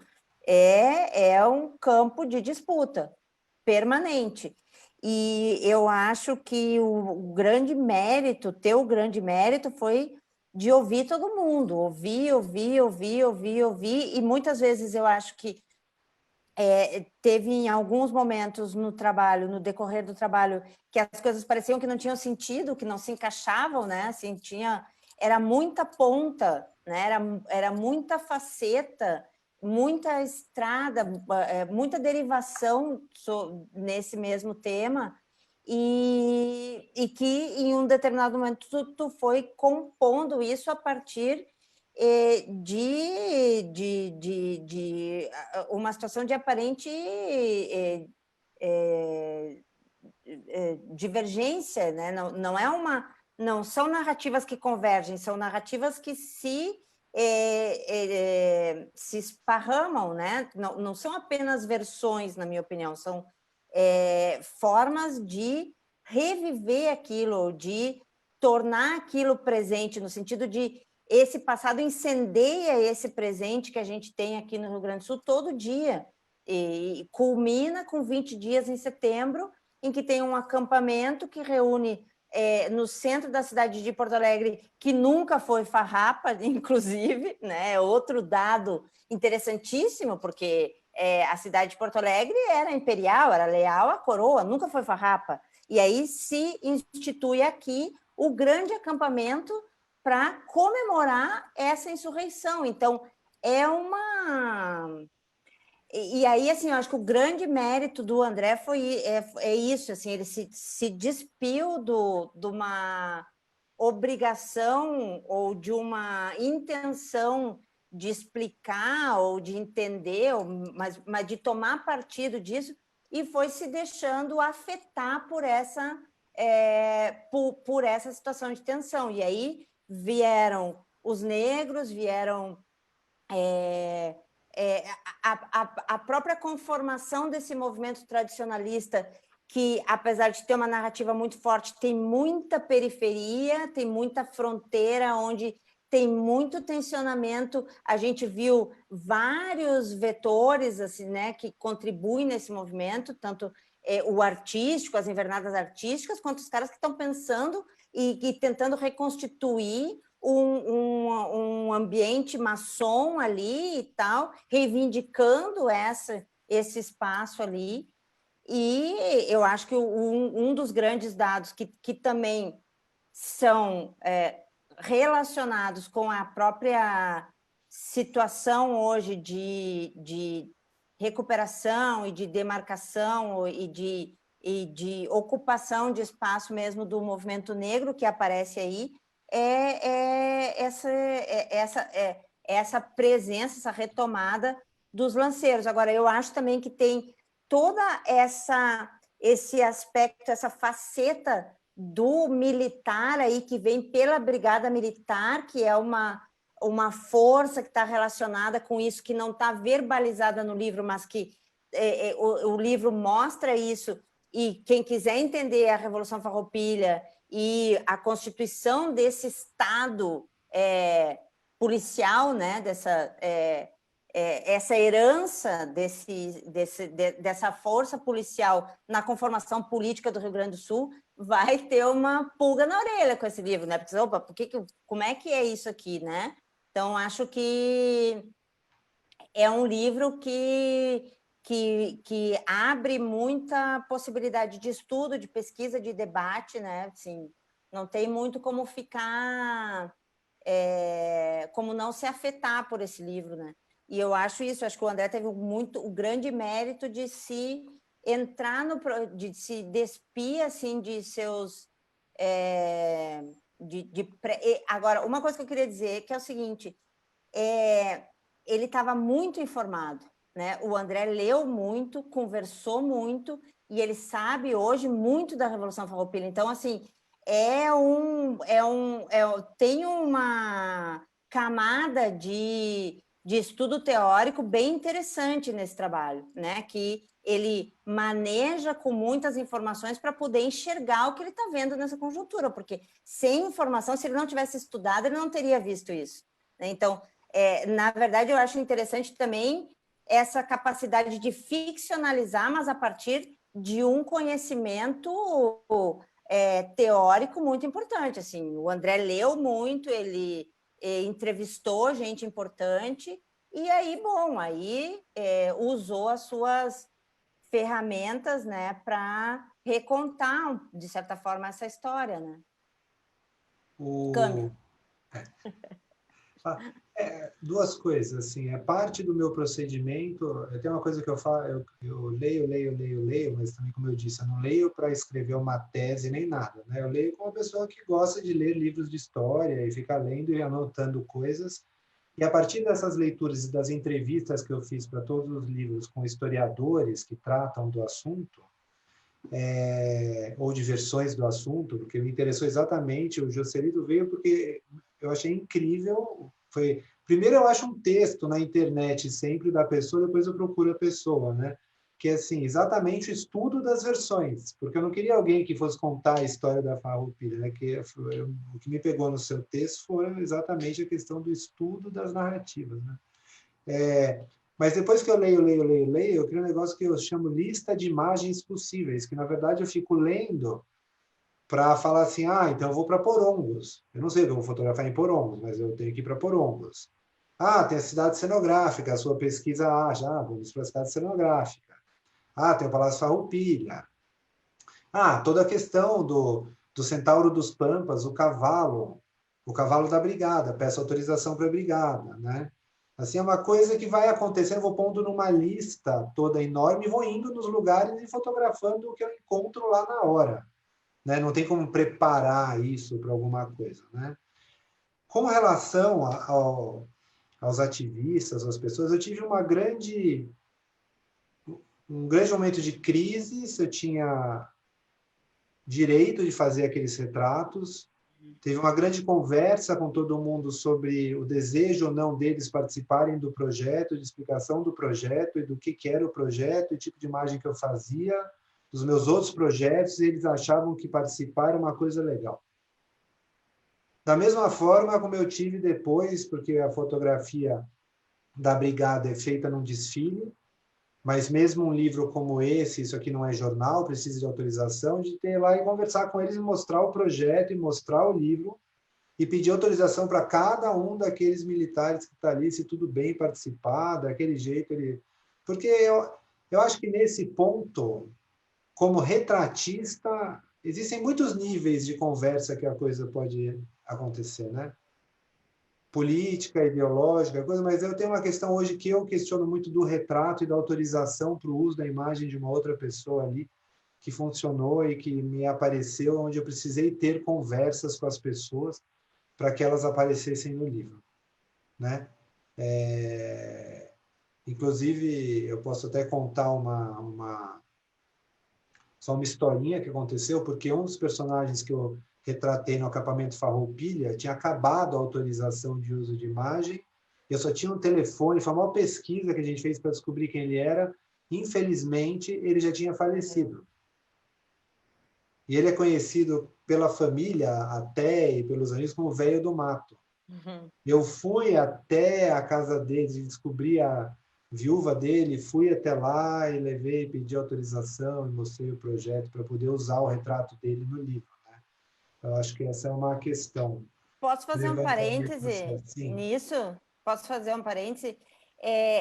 E esse caso aí também diz respeito a uma coisa muito interessante, que é essa interface de urbano e de rural, né? Porque tu acabou... Essas pessoas que têm essa vivência no acampamento, elas reproduzem, de certa forma, elas revivem uma certa condição de ruralidade, só que muito perto da cidade. Isso é uma coisa que tu tateou por ali, até entrando em contato com essas famílias, né? Sim. Galera, eu acho que nós estamos nos aproximando do nosso final. A gente podia conversar a noite inteira, nós já temos, são 9h28, quase 2 horas de transmissão. Eu queria abrir para vocês fazerem as colocações finais, mas, de uma certa forma, também pontuando para vocês todos, e se vocês quiserem abordar, o interessante que no momento que nós estamos vivendo, né, o livro falando de poder, né, vocês todos pontuando essa disputa de poder dentro de uma história de uma revolução, que busca também impor a sua versão, a sua narrativa, e o papel da fotografia e da imagem, principalmente, nisso tudo, né? A fotografia que já alcançou pedestais em momentos chaves da história, em que ela foi absolutamente fundamental para que as pessoas tivessem acesso a informações que definiram alguns rumos da história, a chegada da imagem em movimento, do vídeo, e hoje essa possibilidade que todo mundo tem com o celular na mão, também de alguma forma se inserindo dentro dessa disputa de poder, né? E aí eu queria que vocês fizessem no comentário final de vocês, se pudessem estar um pouquinho contaminados por essa questão de onde a imagem, né, não especificamente a fotografia, estaria situada, ou que emergência nós teríamos de solicitar as imagens para que fossem auxiliares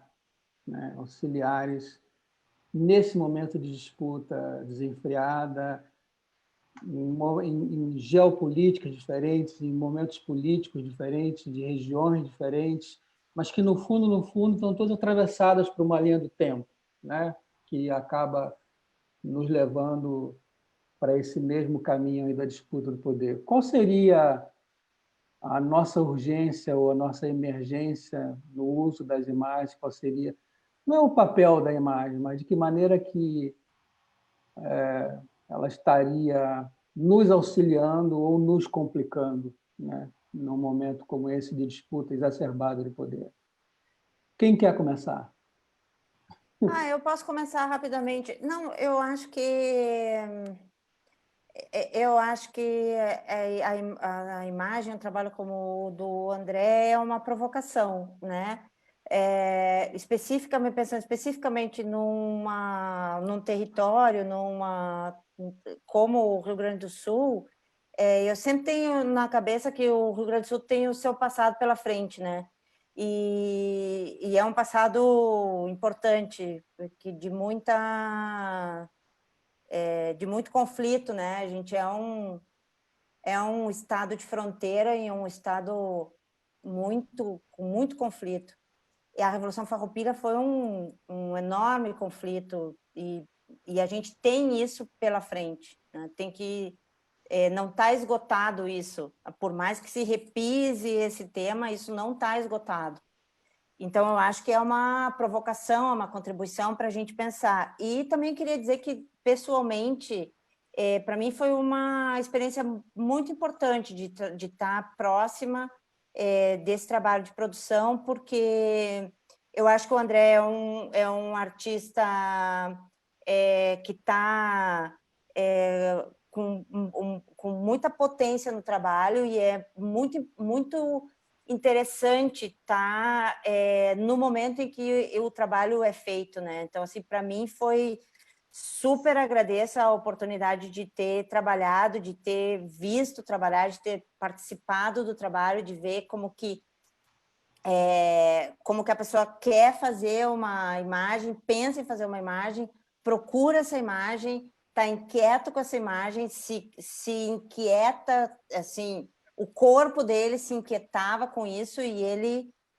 realizou o trabalho e eu acho que para mim foi muito importante, muito, muito, muito, muito, gostei muito de estar tão próximo do momento de produção mesmo desse trabalho. Então, acho que as pessoas depois a gente tem que dar a referência para ter o livro e também do ponto de vista do Festfoto, acho que para nós é uma alegria, a gente quer ter a oportunidade de mostrar esse trabalho na parede, lançar o livro fisicamente no segundo semestre e para mim foi muito importante, é isso que meu resumo desse trabalho é isso. Parabéns, André. Acho que muito legal o livro. Joselito. Isso, eu ia pedir o gancho a gente falou bastante de ausências e lacunas, de como isso constrói também significado na narrativa visual do André, mas eu acho que também uma das grandes potências desse trabalho é a presença, né? Porque ela traz para a representação dessa memória da Farroupilha, mas que é uma representação que tem uma ambição identitária mais ampla, né? A Farroupilha ela foi escolhida para ser o evento fundador da história do Rio Grande do Sul, logo para fazer permanecer determinados valores, mas também a gente pode falar hoje com muita franqueza em preconceitos, né? E quando o André aponta, escuta todo mundo, fotografa todo mundo, registra todo mundo e coloca tudo isso em contraponto, né? Essa presença, ele está, de certa forma, contribuindo para sanar com um déficit histórico muito grande na memória do Rio Grande do Sul, né? A gente sabe, e aí pensando nesse ponto, não só do papel da imagem, quer dizer, a imagem tem a contribuir para sanar esse déficit, mas também pensando na importância de enfrentar esse problema no Brasil em geral, não só no Rio Grande do Sul, que é o problema do preconceito racial. A gente está vendo uma série de protestos gerais, a gente está vendo tendências fascistas tomando poder em várias instâncias de governos locais, estaduais, federal, Então, quando a gente vê um discurso tão rico e aberto à diversidade, eu acho que a gente coloca um contraponto possível para esse tipo de discurso conservador. E no caso do Rio Grande do Sul, eu acho que a gente já falou do tabu de Porongos, mas quando a primeira geração de historiadores universitários começou a falar de Rio Grande do Sul, se contrapondo aos historiadores oficiais, quer dizer, que eram políticos de carreira, desembargadores, enfim, gente que estava imiscuída na vida política e administrativa do Estado, produzindo história no Instituto Histórico e Geográfico do Rio Grande do Sul.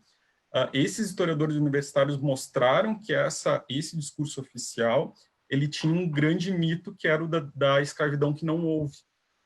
Que, de certa forma, era um mito eugenista, que servia para dizer que o Rio Grande do Sul não tem negros, não tem população negra, o que é um absurdo, né? É só a gente sair na rua. Então, contra esse apagamento, né, dessa memória, o trabalho do André vem em muita boa hora e eu me sinto honrado em poder participar dele. Ronaldo. Está mudo. Está mudo, Ronaldo. Desculpem, agora vocês estão me ouvindo. Essa coisa de abrir a história, ela tem se revelado uma coisa muito perigosa, né? Os revisionismos. E eu acho que o trabalho do André, ele mostra para a gente que é possível buscar essas lacunas e jogar com elas com um senso de responsabilidade muito grande, né? Quer dizer, o fato de você traçar um caminho que pode ser errante no desenho desse percurso e pode ser também movido por interesses, por motivações que são muito pessoais, não significa que você não precise de método, né? Assim, o fato também de você contrapor métodos, de você não precisar se colocar no lugar do historiador, coisa que o André não não significa que essa releitura, essa reabertura da história não careça de métodos, né? Acho importante colocar isso no momento em que reabrir a história, né, e propor a sua versão dos fatos também pode se tornar uma coisa bastante perigosa. Outra coisa, assim, né, passa também por isso, às vezes a gente tem aí uma oposição um abismo muito grande entre os discursos das instituições que têm mais potencial de se oficializar e os pequenos discursos, das pequenas lendas, dos pequenos comentários. E a gente vive um momento muito especial em que o grande discurso da grande instituição, que é o Estado, ele é construído a partir assim, de uma máquina de fabricação de lendas, que é uma coisa inédita na história do nosso país, né? Essa sobreposição ela nunca foi tão violenta. A gente sempre teve que lidar, acho que o historiador sempre teve que lidar com os boatos, e a gente tem a obrigação de questionar esses discursos muito institucionalizados e essas pequenas lendas que vão sendo construídas, mas essa sobreposição das duas coisas ela é também muito violenta, e eu acho que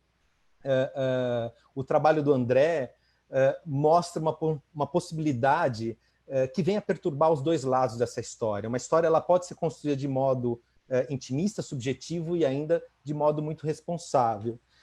E eu acho que esse livro ele pode talvez ter um certo papel pedagógico, coisa que o André não pretende, um papel que ele não pretende dar ao livro, talvez, mas assim como a gente aprendeu que tem tensões no passado que ainda podem ser recuperadas e relidas, revisitadas, essa consciência ela vem presente de um modo muito curioso. Eu tenho a impressão que hoje, né, na medida que a gente toma consciência da força que as narrativas têm, a gente já está disputando desde já aquilo que as pessoas vão ler nos livros das escolas daqui a 50 anos, né? Isso já está sendo negociado no presente, as versões dos fatos que estão aí se degladiando. Então, assim, a ideia de que aquilo que vai ser lido num livro de história é construído a partir de um certo lugar em que o cronista, o narrador se coloca, não é uma coisa simples assim de se ter consciência, né? Eu acho que um trabalho como esse do André, que se propõe a revisitar uma história que tem as suas versões oficiais, talvez deixe a gente um pouco mais atento com relação a esse campo de batalha que é a história que está por ser contada, né? Então, ele é um trabalho político, mesmo quando não parece, viu, Sinara? Por exemplo, eu já me perguntei assim, pô, você tem duas supostas revoluções cheias de sangue e você tem a missão francesa, né? Bom, a gente sabe que às vezes o modo como um conflito é apaziguado, ele é carregado de muita violência, mas também é carregado de violência o modo como uma história já nasce aparentemente em paz, né? Como é que se constrói pacificamente uma arte brasileira que supostamente concilia uma visão europeia e uma paisagem e um corpo, né? Uma paisagem, uma fauna, uma flora local, né?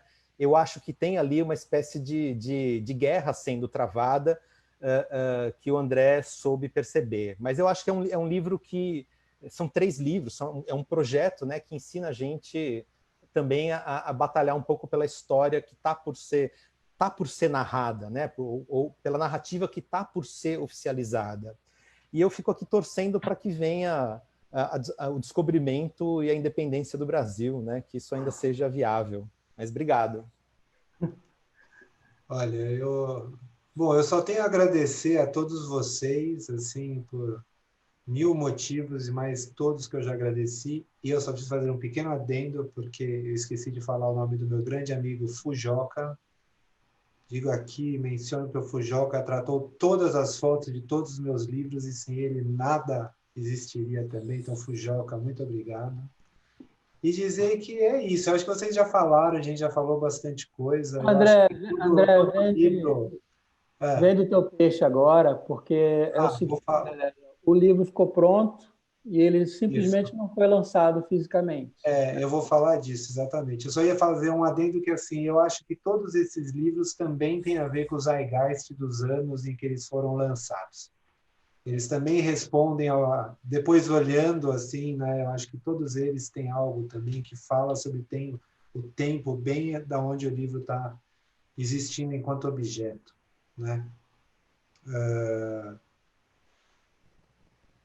O livro não foi lançado fisicamente, porque na véspera do lançamento aqui em São Paulo aconteceu o Corona, caiu a bomba do Corona, eu cancelei o evento que ia acontecer na livraria do Fujioka na última hora. Então, vou dizer o seguinte, o livro está à venda já comigo, se alguém quiser escrever para mim, eu tenho grande parte da tiragem é minha, então é só me mandar um e-mail no andré@andrepenteado.com, ou no Face, ou no Instagram.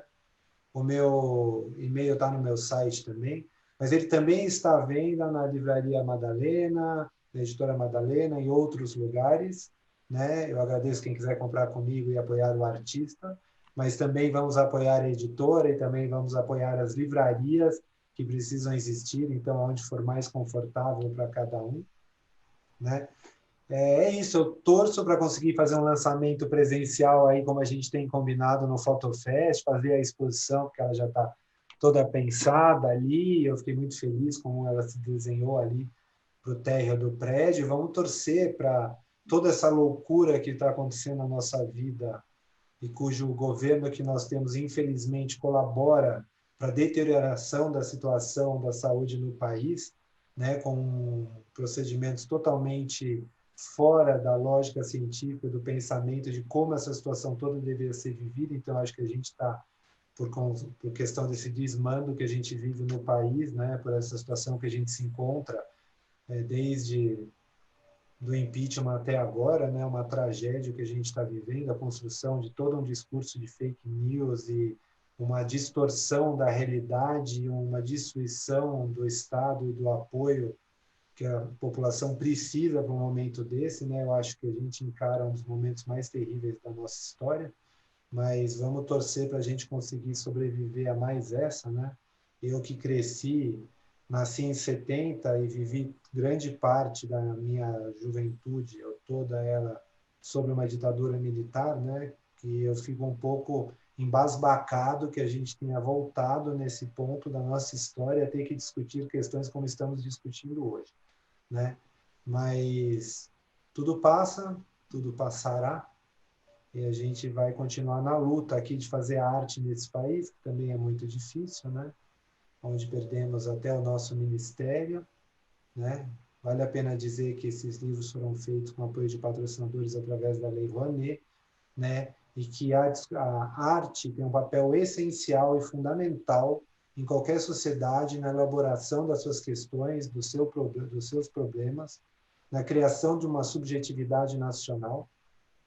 E nós temos aqui, como a gente estava falando, nesse país, uma série enorme de artistas incríveis, negros, trans, LGBT, que mais, mulheres que tiveram pouquíssimo apoio na nossa história e que precisam ter as suas vozes, as suas obras colocadas para o grande público, e sem o apoio, né? Nenhum país, é muito interessante que modelos tomados como exemplos são sempre países que apoiam os artistas e o desenvolvimento da sua subjetividade. E aqui a gente passa por um momento de destruição disso, mas eu acredito na nossa força, e o Carlos é um lutador disso, como a Sinara é, como o Iatan é, como todos os artistas e as pessoas que produzem os festivais de fotografia no Brasil, o Eugênio, todos lutando assim há anos e anos e anos para que isso aconteça, para que os artistas tenham espaço, para que as obras possam existir, e a gente não pode esmorecer na luta para que isso continue,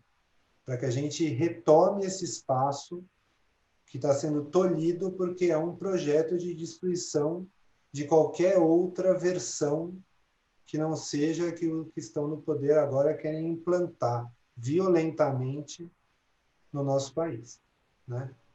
E a gente está aqui na luta, né? Vamos lá, estamos aqui. Bom, obrigado, André, pelas citações. O Festifoto vem navegando nesse cenário turbulento desses últimos 3 anos. Nós somos um festival que é temático, né? Então, a cada ano, a gente busca, na conjuntura, motivação para a curadoria, a provocação para a curadoria. O tema desse ano são emergências do Sul Global, né? Quando a gente quer trazer exatamente esses esquecimentos ou essas emergências literais, né? E trazer para dentro do festival os artistas que já estavam percebendo essas emergências, essas necessidades, esse debate que não pode deixar de ser feito no campo da arte, não pode deixar de ser feito no momento em que tudo, aparentemente ou literalmente, está desmoronando em torno da gente, né? E nós fomos num crescendo nesse desmoronamento. E, na verdade, nós nos surpreendemos com a atualidade do tema do festival, né? Que tudo realmente é emergente, tudo é emergência, e tudo realmente está deslocado nas suas fronteiras. É um sul global, porque não tem definição de fronteiras no mapa mundi, né? Existe apenas um ponto de ligação entre regiões do globo que trazem as mesmas emergências, as mesmas necessidades, as mesmas questões sociais, as mesmas questões econômicas e a sua necessidade de mudança, né? Então, e a gente estava pronto, faltavam 2 semanas para a abertura do festival, estava entrando no cronograma de montagem, todas as fotos estão impressas, guardadinhas, aguardando o momento em que se vai poder de novo voltar ao Centro Cultural e colocar o festival na parede. E aí, em função da pandemia, nós paramos e aí fizemos essa reviravolta interna. E eu e a Sinara ficamos pensando muito da maneira de não perder o bonde, né? Não perder o debate, não perder o tema, ao mesmo tempo tornar possível, né, a continuidade. Então, a gente definiu pelo pacote digital do festival. Então, esse é a primeira ação concreta do festival esse ano, festival da 13ª edição. E esse pacote digital está sendo preparado com bastante cuidado. Quando a gente jogar no ar, a gente quer que ele sirva de portal para esse debate. Então, a gente espera que essa presença física se concretize, que a gente quer lançar esse livro aqui, a gente quer fazer todas as ações possíveis. Ao mesmo tempo, a gente se depara com a realidade, né? Se a gente for analisar o que está acontecendo a cada dia, as ações que são tomadas, providências ou não tomadas, né, as ações que não são tomadas para se recuperar com rapidez essa segurança social de todo mundo. A gente, então, está apostando nesse pacote digital para manter o debate aberto. Eu queria, então, em nome da coordenação do FESFOTO, agradecer a todos vocês, André, Ronaldo, Sinara, o Joselito, e avisar para a galera que está nos assistindo, agradecer a todos vocês também que nos assistiram e que aguardem, porque esse pacote digital está quase pronto e até o final de junho a gente tem um monte de novidade legal. Então, galera, boa noite a todo mundo. Obrigado, Ronaldo, obrigado, Sinara, obrigado, Joselito, André, pela oportunidade e até a próxima. Obrigado, gente. Obrigado. Valeu.